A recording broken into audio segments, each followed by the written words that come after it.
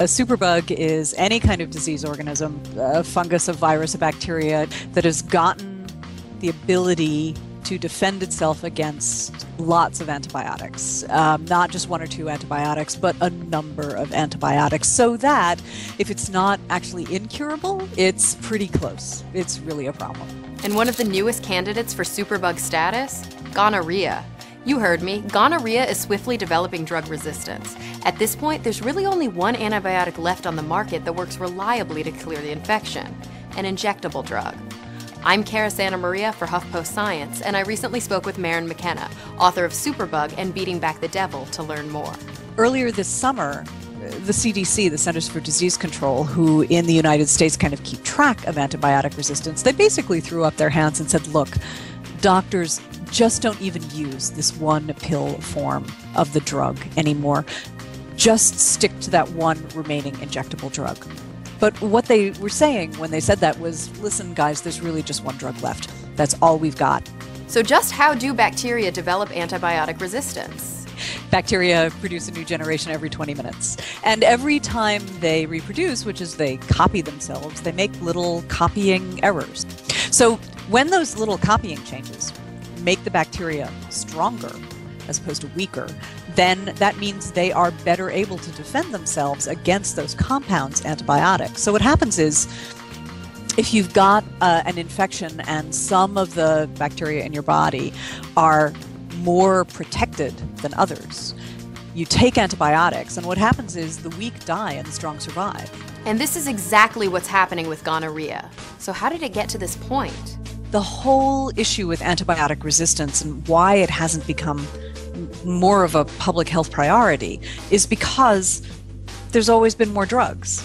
And it's just in the past really decade or so that the pharma companies have all started to say, you know what? There's not going to be more drugs because we've figured out that antibiotics aren't really a cost-effective thing for us to make because we spend 10 years making the drug, we spend $1 billion, and then we bring the drug out, and bacteria are resistant to it within a year. We know not to overuse antibiotics. Taking them when we don't need them, like for a cold, or not finishing a full course, allows the very strongest bacteria to potentially outrun the drugs and develop future antibiotic resistance. But what about right now? What can people do to ensure that gonorrhea doesn't develop resistance to the last drug that actually works on it? Just don't get it.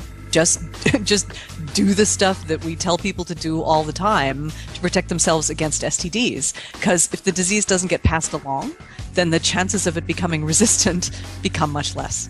So what happens if and when that last antibiotic for gonorrhea stops working? I asked a friend of mine who's a longtime source, someone who works in the STD world, if we run out of drugs, what does that really mean? I mean, or, would we really run out of drugs? What happens next? And I thought she was going to say, well, if we run out of the injectable, then what happens is you have to go to the hospital and you have to get an IV and so forth. And she said, no, what happens after we run out of the injectable is clinical trials. We have to go back to the pharma companies and say, what have you got?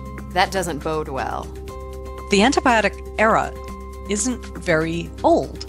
It starts, at the outside, it starts in 1928 when Alexander Fleming looks down at his lab dish of staph and realizes that something has blown in the window of his lab and killed some of the staph. And it turns out that what's in that dish is the mold that makes penicillin.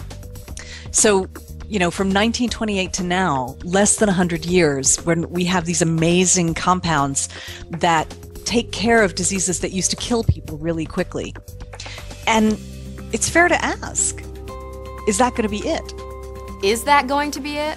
Let me know what you think on Twitter, Facebook, or by leaving a comment right here on the Huffington Post. Come on, talk nerdy to me.